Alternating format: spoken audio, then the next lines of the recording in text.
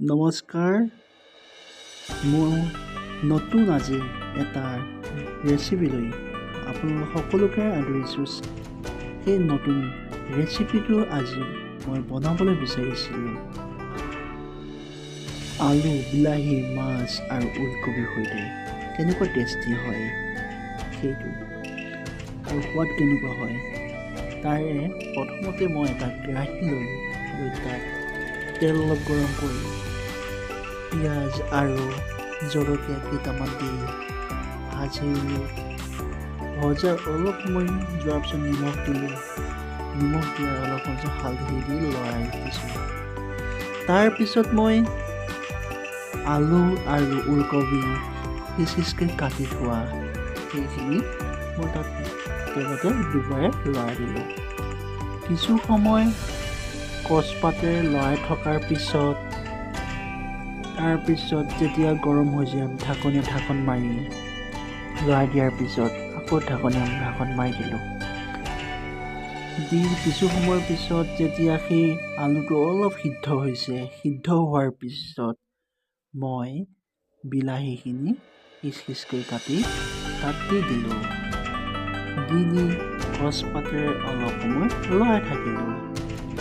লৰাই দি থকাৰ পিছত যেতিয়া চাইছোঁ অলপ সিদ্ধ হৈ গৈছে, তেতিয়া পুনৰ কচপাতেৰে লৰাই আছোঁ। পুনৰ কচপাতেৰে লৰাই থকাৰ পিছত দেখিছোঁ যে অলপ বেছিকৈ সিদ্ধ হ'ব আৰম্ভ কৰিছে। তেতিয়া তাত অলপ মই গৰম আৰু মছলা দিলোঁ।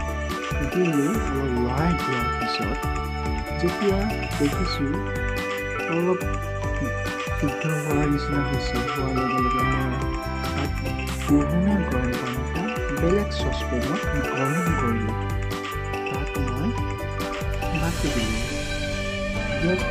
বাকি দিয়াৰ পিছত যেতিয়া অলপ উতলিব ধৰিছে, উতলিব ধৰাৰ লগে লগে তাত ধনিয়া পাত কেইটামান ছিঙি দি দিলোঁ। দি দিয়াৰ পিছত মই কচপাতে গোটেইখিনি লৰাই দিয়াৰ পিছত অলপ সময় যেতিয়া উতলাৰ লগে যি ভাজি থোৱা মাছখিনি আছিলে, সেই মাছ কেইপিচ হিচাপ কৰি দি দিছোঁ। দি তাত আৰু কচপাতে অলপ সময় লৰাইছোঁ। দিয়াৰ পিছত দেখিবলৈ পাইছোঁ গোটেইটো ৰেচিপি প্ৰস্তুত হৈ গৈছে। প্ৰস্তুত হোৱাৰ পিছত মই অলপ সময় ভালদৰে সিদ্ধ হ'ব দি তাৰপিছত মই বাকীত অলপ বাৰীত